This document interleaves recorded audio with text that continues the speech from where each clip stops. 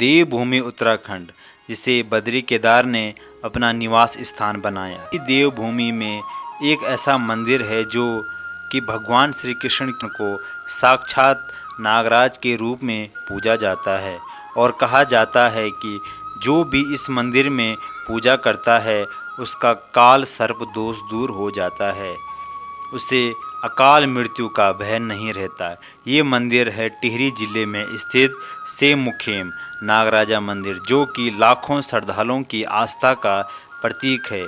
यहाँ 7000 फीट की ऊंचाई पर स्थित मंदिर में भगवान श्री कृष्ण साक्षात नागराज के रूप में विराजमान हैं। पुराणों में कहा गया है कि अगर किसी की कुंडली में काल सर्प दोष है तो इस मंदिर में आने से उसकी कुंडली के इस दोष का निवारण हो जाता है। इस मंदिर के अनेक मान्यता जुड़ी हुई है।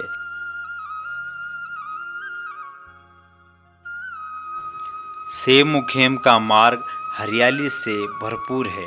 मुखेम के आगे रास्ते में ऊंची ऊंची पर्वत चोटियां मन को रोमांचित करती है।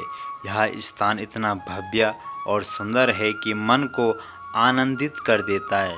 सेमुखेम के घने जंगलों के बीच स्थित मंदिर के रास्ते में बांज, बुरांस, खरसू, केदारपत्ती के खूबसूरत वृक्ष है जो कि मन को मोहित कर लेते हैं। यदि आप भी सेमुखेम की यात्रा का प्लान बना रहे हैं तो मंदिर के ऊपर मुनि के सौड़ नाम की एक जगह अवश्य जाए। वहां आपको प्रकृति का बहुत ही मनमोहक दृश्य देखने को मिलेगा, जहां आप अपनी सुंदर फोटोग्राफी भी ले सकते हैं। प्रत्येक 3 साल में से सेमुखेम में एक भव्य मेला का आयोजन होता है। इस मंदिर का सुंदर द्वार 14 फुट चौड़ा और 27 फुट ऊंचा है। इसमें नागराज फन फैलाए और नागराज के ऊपर भगवान श्री कृष्ण बांसुरी की धुन में विराजमान हैं। माना जाता है कि भगवान श्री कृष्ण एक समय के लिए यहाँ पर आए थे और इस स्थान की हरियाली, पवित्रता और सुंदरता ने भगवान श्री कृष्ण का मन आकर्षित कर लिया और भगवान श्री कृष्ण ने यहाँ रहने का फैसला ले लिया। लेकिन भगवान श्री कृष्ण के पास यहाँ रहने की जगह नहीं थी और भगवान श्री कृष्ण ने यहाँ के राजा घांगुरमोला को 7 हाथ जगह देने का प्रस्ताव राजा घांगुरमोला के पास रखा, परंतु राजा घांगुरमोला ने यहाँ सोचकर कि कोई अनजान व्यक्ति इस कारण से प्रस्ताव अस्वीकार कर दिया। काफ़ी समय तक प्रभु श्री कृष्ण उसी स्थान पर रहे और कहा जाता है कि एक दिन नागवंशी राजा के स्वप्न में भगवान श्री कृष्ण आए और उन्होंने अपने यहाँ रहने के बारे में नागवंशी राजा को बताया। नागवंशी राजा ने अपनी सेना के साथ प्रभु के दर्शन करने चाहे, परंतु राजा रमोला ने नागवंशी राजा और उसकी सेना को अपनी भूमि पर आने से मना कर दिया। इस पर नागवंशी राजा क्रोधित हो गए और उन्होंने राजा रमोला पर आक्रमण करने की ठान ली थी, लेकिन उन्होंने राजा रमोला को प्रभु के बारे में उतना उचित समझाया।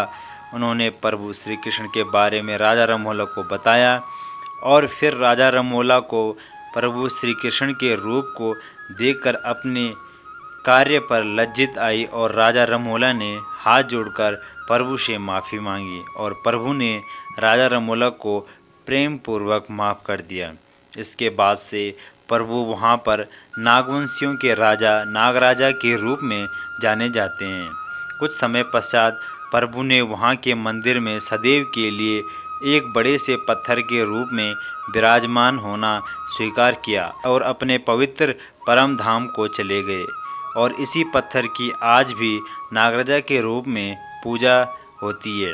श्रद्धालुओं की आस्था के अनुसार प्रभु श्री कृष्ण एक अंश अभी भी इस पत्थर में विद्यमान है और करोड़ों व्यक्तियों की मनोकामना पूरी होती हुई यहाँ बात सिद्ध भी होती है।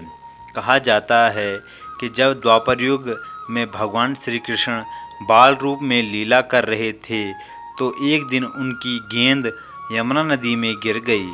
इस नदी में कालिया नाग निवास करता था।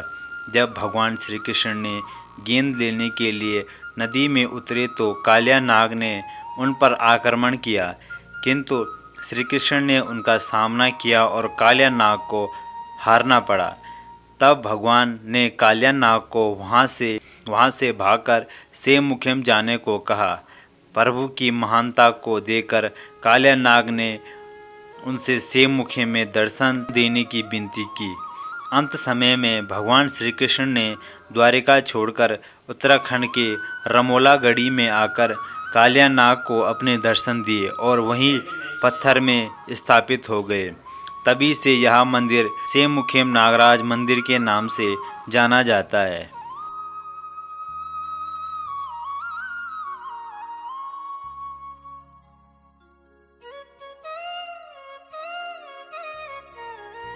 ना जाने सेमुखेम नागराजा के मंदिर पर कितनी कहानी प्रचलित है, जिनमें से एक कहानी मैंने आपको सुनाई। सो गाइस, अगर आपको दूसरी कहानी पता है तो नीचे कमेंट सेक्शन में ज़रूर बताना, और अगर आपको वीडियो अच्छी लगी तो वीडियो को लाइक, शेयर और कमेंट करना ना भूलना। अगर आपने अभी तक हमारा चैनल सब्सक्राइब नहीं किया तो चैनल को ज़रूर सब्सक्राइब करें, और बगल में जो बेल आइकन होगा तो बेल आइकन को क्लिक करके ऑल पे सेट ज़रूर करें, ताकि समय समय पर आपको हमारी वीडियो की नोटिफिकेशन मिलती रहे। तो गाइज़, बहुत जल्द मुलाकात होगी आपसे ऐसी एक न्यू वीडियो के साथ।